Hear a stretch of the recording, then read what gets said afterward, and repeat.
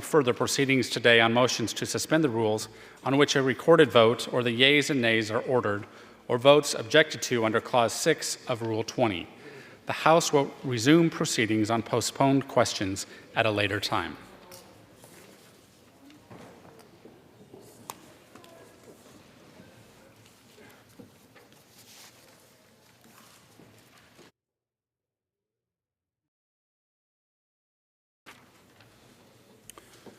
For what purpose does the gentleman from Texas seek recognition?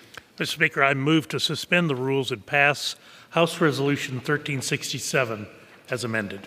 The clerk will report the title of the resolution. House Resolution 1367, resolution establishing the task force on the attempted assassination of Donald J. Trump. Pursuant to the rule, the gentleman from Texas, Mr. Burgess, and the gentleman from Massachusetts, Mr. McGovern, each will control 20 minutes. The chair recognizes the gentleman from Texas.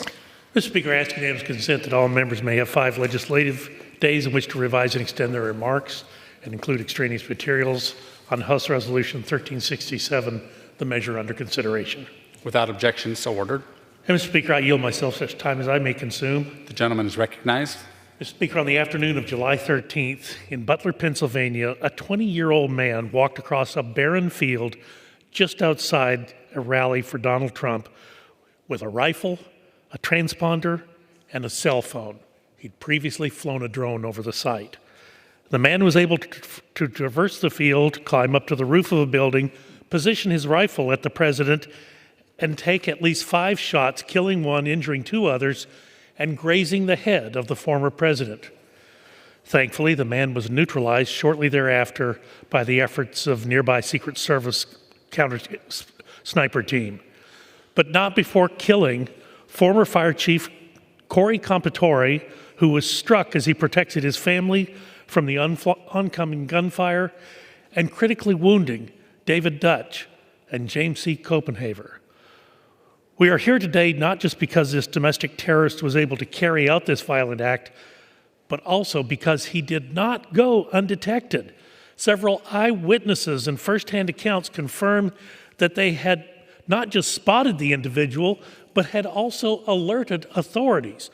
A recent BBC article noted sources identified the individual as a person of interest 52 minutes before the first shot rang out, and again located 20 minutes prior, climbing a warehouse roof. Yet the individual was able to get an unacceptably close distance and fire at our former president undeterred, and came within a millimeter of tragically altering the history of this election and our nation. The toll taken on civilians and attendees will forever remain an indelible stain. The Secret Service not only failed to protect the president, but they failed to protect everyday Americans who were placed in harm's way, and that led to tragic consequences, taking a loving father away from his wife and children in the process. The apparent failures at protecting a former president and now presidential nominee are deeply troubling for their own sake, but also for the ramifications of the security of those trusted at the highest levels of our government currently and in the future. House Resolution 1367 establishes the task force on the attempted assassination of Donald Trump. The task force will be empowered with all of the investigative authority of the House of Representatives, including subpoena authority to investigate the events that led to this heinous attempt at political violence and intimidation. Mr. Speaker, this is election interference in the extreme. Political violence is unexpectedly evil and is un-American regardless of political creed. That's why this task force will be bipartisan, with the chairman and ranking member working together, drawing conclusions and recommendations based on input from witnesses and from each other. I want to thank my fellow member and friend, Mr. Kelly of Pennsylvania. It was his district where this occurred. He's sponsoring this critical legislation. Through the work of this task force, we will understand what went wrong on the day of the attempted assassination, what led to these failings, hold those responsible accountable, and make the necessary reforms to prevent this from ever happening again. Thank you, and I'll reserve my time. The gentleman reserves. The gentleman from Massachusetts is recognized. Thank you, Mr. Speaker, and I yield myself such time as I may consume. I want to join the gentleman from Texas in expressing my anger and disgust at the cowardly attack on the former president in Butler, Pennsylvania, a couple of weekends ago. What happened at that rally was horrific and un-American. When the news first broke, my thoughts immediately turned to the former president's family and the uncertainty and fear they must have felt. Our families are often the ones who shoulder the burden of the decisions we make, and I know that must have been an awful day for them. I'm truly grateful that the former president is okay. I'm also heartbroken over the death of Corey Comparatore, a former fire chief who selflessly shielded his own family from the bullets. And of course, I will continue keeping the other two victims who were seriously wounded in my prayers. Sadly, political violence is not new to this country. One of my earliest memories is actually of us sitting around our dining room table with my mother and my father and my two sisters in Worcester, Massachusetts, writing condolence cards to Ethel Kennedy in the wake of Robert Kennedy's assassination. It was an awful, awful thing. I hope our country never goes through that ever again. We don't yet know the motive of the would-be assassin, and there are still many unanswered questions. We know he was a disturbed, isolated young man, happened to be a registered Republican, who had easy access to an AR-15. He was doing computer searches on both Republicans and Democrats on the rally in Pennsylvania, as well as the Democratic National Convention. We also know that an assassination attempt is more than just an attack on one person. It is an attack on the fabric of our democracy, and so it needs to be taken very, very, very seriously. There needs to be accountability, and I just caution here that accountability does not mean finger-pointing. I actually want to echo the remarks of the former president's family to say that many brave law enforcement officers and Secret Service agents put their lives on the line in that rally. They nearly took a bullet for the former president and ought to be applauded for their bravery. I also think we shouldn't be jumping to conclusions about which law enforcement agency or officer is to blame, whether it's this leader or that leader or this person or that person. We don't need to play the blame game. We need to know the facts. We need to get the facts. Clearly, there were major breakdowns in communication and planning, which is why we need a task force to investigate every aspect of what happened. Let them examine what went wrong, and let us make sure this never, ever, ever happens again. And with that, I reserve my time. The gentleman reserves. The gentleman from Texas is recognized. Thank you, Mr. Speaker. I'd now like to yield 5 minutes to the representative from Pennsylvania, Mr. Kelly, the sponsor of this resolution. The gentleman from Pennsylvania is recognized for 5 minutes. I thank my friend from Texas. Mr. Speaker, tonight I rise in support of my resolution, H-Res 1367, which would establish a task force on the attempted assassination of former President Donald J. Trump. First, I want to recognize and honor the life of a true hero, Corey Comparatore, who was tragically killed shielding his family from gunfire during former President Trump's campaign rally in my hometown of Butler, Pennsylvania on July the 13th. I also want to take a moment to offer our thoughts and prayers for two Pennsylvanians who were also injured during the shooting and continue to recover. Mr. David Dutch of New Kensington, Pennsylvania, and Mr. James Koppenheimer of Moon Township, Pennsylvania. And of course, to former President Trump and his recovery. He showed incredible strength in the immediate aftermath of the shooting. First of all, Corey Comparatore was a constituent of mine from Sarver, Pennsylvania.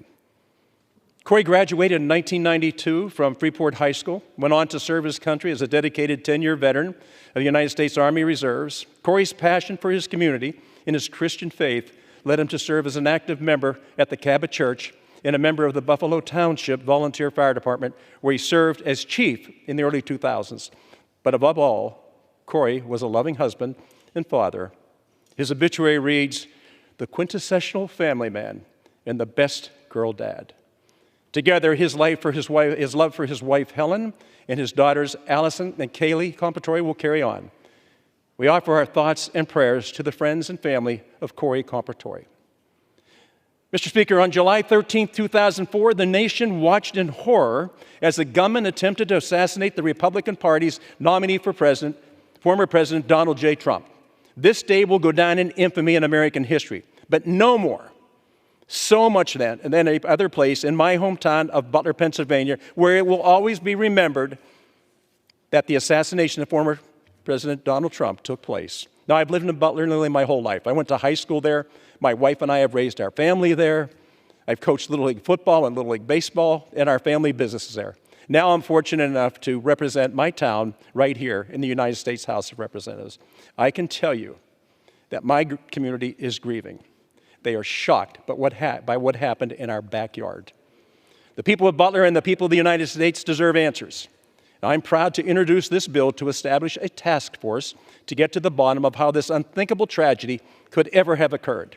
This bipartisan task force will have investigative authority, including subpoena power, and to actually thoroughly analyze the circumstances surrounding the assassination attempt and ensure that these failures that occurred that day never happen again. I want to thank Speaker Johnson, Leader Scalise, Chairman Burgess, and our colleagues on the other side of the aisle for working with us to stand up this task force.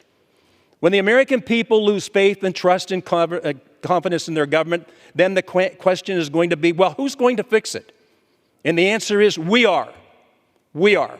In this House, we are the ones that are going to fix it. The American people deserve to know, and we have the responsibility to find the answers for them.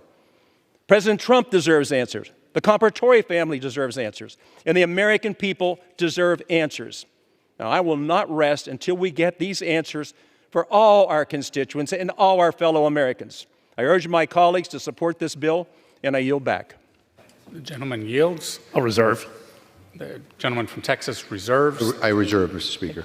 The gentleman from Massachusetts reserves. The gentleman from Texas is recognized. Thank you, Mr. Speaker. I'd like to yield 1.5 minutes to a member of the Pennsylvania delegation, Dr. Joyce. The gentleman from Pennsylvania is recognized for 1.5 minutes. I thank the gentleman for Texas for yielding. On July 13th, the Secret Service failed in its mission to protect President Donald J. Trump. By failing to properly secure the perimeter, by failing to adequately communicate about a security threat, a known security threat, and by failing to keep President Trump from being struck by a shot fired by a would-be assassin, the Secret Service failed the American people.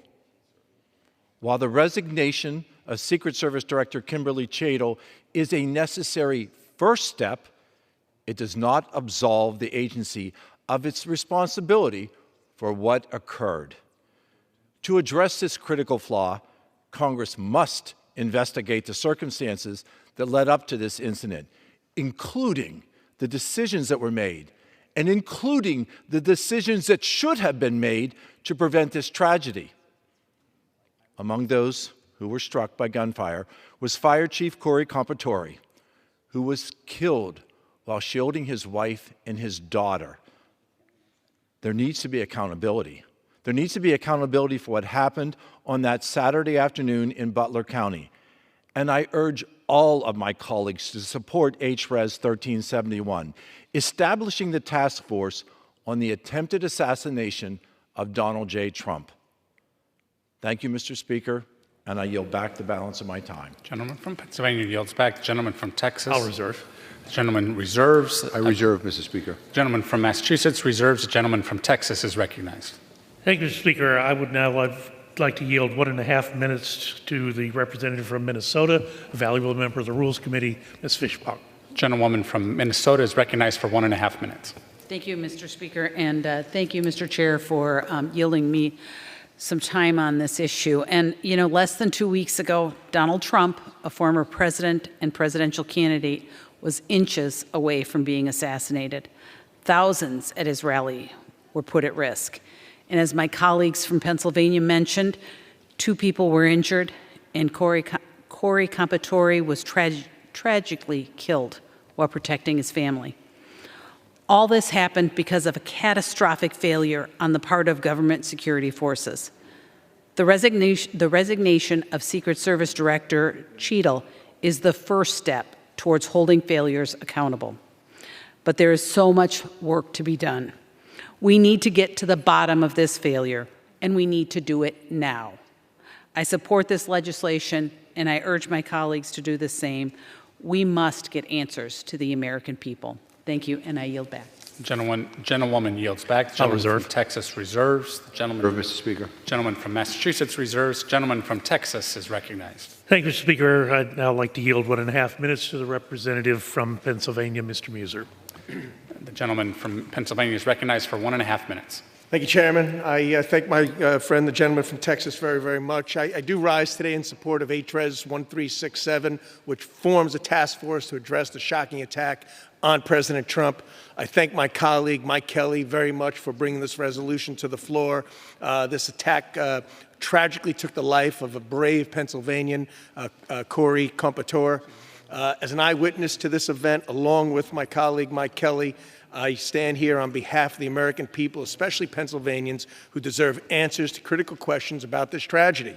Why was the building the gunman used allowed to be outside the security perimeter? Why was there no Secret Service agent stationed on the floor? Why wasn't there a planned execution and a high sense of emergency and urgency taking place? Director Cheadle's remarks the other day did nothing to inspire confidence or for us to believe that this situation is going to be corrected in the appropriate, highly important manner. So the senseless political violence demands nothing less than a unified response from both Democrats and Republicans. We must come together to form a bipartisan task force to uncover the truth and provide answers. I am very happy and proud to support this legislation, HRES 1367, which aims to achieve just that. Thank you, Mr. Chairman. I yield back. Gentleman yields back. The gentleman from Texas I'll reserve. reserves. The gentleman from Massachusetts. Mr. Speaker, can I inquire from the gentleman how many more speakers he has? I think there's one more speaker, and then I reserve the right to close. Okay, I will reserve then. Gentleman from Massachusetts reserves. The gentleman from Texas Mr. Speaker, is I'm recognized. going to yield an additional 2 minutes to the representative from Pennsylvania, the sponsor of the resolution, Mr. Kelly. Gentleman from Pennsylvania is recognized for 2 minutes. I thank Chairman Burgess for this opportunity to finish. And Mr. McGovern, on the other side of the aisle, I think at this point, this is not about Republicans or Democrats. This is about a tragedy that happened in a small town in western Pennsylvania, which never should have occurred. And I think it's really important, as American people watch this whole scenario, how could that possibly have happened? What didn't we know, or what did we know that we didn't react to? Why, at the end of the day, there's more questions than there are answers, and we can't get the answers that we ask, and I think are very simple. And I think if for a person who grew up there, and I know that site so well, and I was concerned when that site was picked because I thought it would be a very difficult place to have a rally of that size. This is not a criticism of law enforcement. This isn't a criticism of whoever it is that picked that site. This is an opportunity for this House to work together to settle the doubts that the American people have, the faith and trust and confidence that they need to have in us, that we can work both sides of the aisle when we have a crisis like this. It goes far beyond politics, and it goes far beyond policies, but it is truly American in every sense of it. So, Mr. McGovern, it's a pleasure to be with you today, and Chairman Burgess, thank you so much. And I think this, more than anything else, can demonstrate to the American people that we can work together. We can work together as Republicans and Democrats to get answers for the American people, answers that they deserve, and answers that they have been wondering about since July the 13th. I thank you, gentlemen, so much, and I yield back. Gentleman yields back. The gentleman from Texas Reserve. reserves. Gentleman from Massachusetts is recognized. Is the gentleman ready to close? Okay. Yes, sir. Yeah, let me just say to the gentleman from Pennsylvania, I agree. And one of the reasons why I think there's going to be overwhelmingly bipartisan support for this task force is because people want to get the answers. What happened? And how do we make sure that it never happens again? You know, Mr. Speaker, we hear a lot of talk about the need to turn down the temperature in this country moving forward. And I put out a bipartisan statement alongside my friend, Chairman Burgess, the day after the assassination attempt, where we talked about how to move forward. The bottom line, we agreed, is that we can have loud, passionate, even at times angry debates in this country. That's the way it goes in a democracy as big and diverse as ours. But at the end of the day, we are all Americans who love this country deeply, and we must resolve our differences peacefully. I think Robert F. Kennedy, a hero of mine whose life was taken by an assassin's bullet when I was just 8 years old, said it best. I quote, A sniper is only a coward, not a hero. And an uncontrollable mob is only the voice of madness, not the voice of the people. Whenever any American's life is taken by another American unnecessarily, whether it is done in the name of the law or in the defiance of law, by one man or a gang, in cold blood or in passion, in attack of violence or in response to violence, whenever we tear at the fabric of life which another man has painfully and clumsily woven for himself and his children, the whole nation is degraded. Mr. Speaker, what is true in 1968 is true today. Our common bond as Americans demands that we speak out against violence and condemn it whenever and wherever we see it. We can't pick and choose. It needs to be condemned all the time, even when it's not easy or convenient to do that. That hasn't always been the case, if we're being honest, and that makes me sad. It makes me sad that we had some people make fun of Speaker Pelosi's husband, Paul, when he was violently attacked with a hammer. We need to come together, Mr. Speaker. We need unity. We have people who still refuse to condemn what happened on January 6th, when a violent mob beat up police officers to try to execute Vice President Mike Pence right here outside the Capitol building. Police died that day. So look, I'm comfortable condemning political violence all of the time, period, end of discussion. And I think the bipartisan nature of this resolution, I think, is a sign of hope for me, that we will continue, that we will move even further in that direction. I know the gentleman on the other side is as well,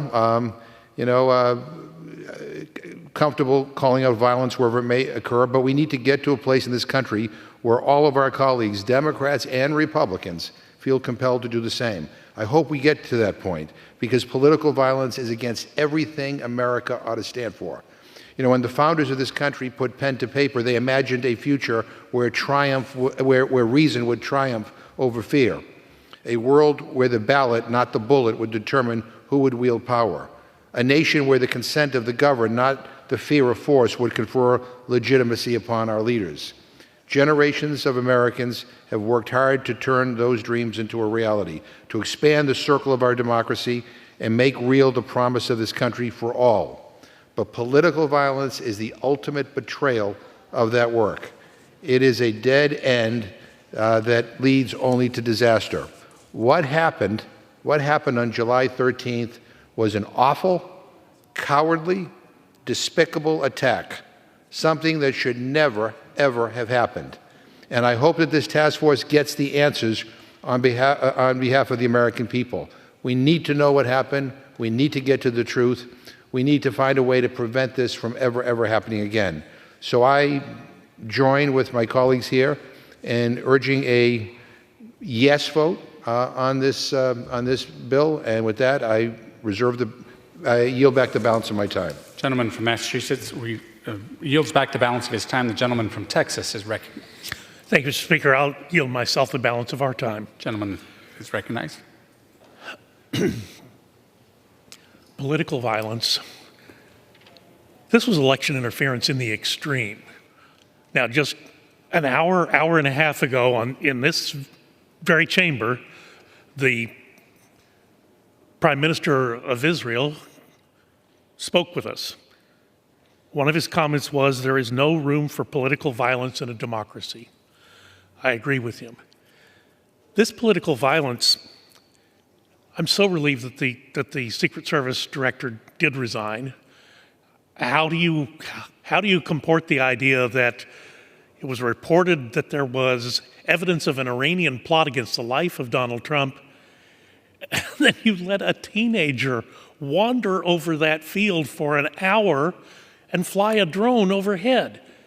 It makes no sense that that could have happened. So, of course, the only answer for the director of the Secret Service was resignation, but more than that, we as a body, we as a Congress, need to put together this task force to understand and get to the bottom of what occurred on July 13th. It is our duty. It is our duty for the sake of future leaders of this nation. It's our duty for our children, our grandchildren. We have to understand the circumstances that allowed the assassination attempt to occur, and of course to ensure that it never happens again. Once again, I'll urge all my colleagues to support this critical legislation. I will yield back the balance of my time. The gentleman yields back. The question is, will the House suspend the rules and pass the bill H.R. 1367, House Resolution 1367? Those in favor, as amended. Those in favor say aye. Those opposed say no. In the opinion of the chair, 2/3 being in the affirmative, the rules are suspended, the bill is passed, and without objection, Mr. Speaker, what purpose does the gentleman from Texas seek recognition? I would ask for a recorded vote. The gentleman asked for the yeas and nays. Does. The yeas and nays are requested. All those in favor of taking this vote by the yeas and nays will rise and remain standing until counted. A sufficient